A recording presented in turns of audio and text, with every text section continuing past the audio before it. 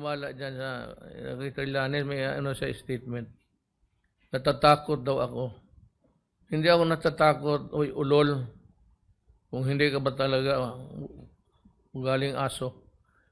Ako, magpakamatay ako sa prinsipyo ko. Kung yan, prinsipyo ko na ikamatay ko, okay yan sa akin. Ipakulong ako habang may okay sa akin yan. Pero ginawa ko ang ko na tama. Kaya ikaw, paribol-tribol, pasigaw-sigaw dyan sa Makati, tapos sinira yung hotel, tapos nakulong, nag-surrender lang pala ang putang, duwag mo letse ka.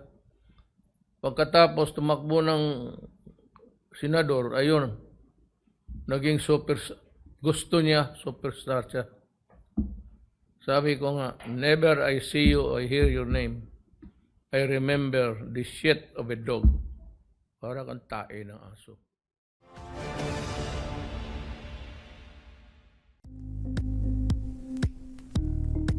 Thank you for watching Politico TV. Please like and subscribe to our channel for more videos.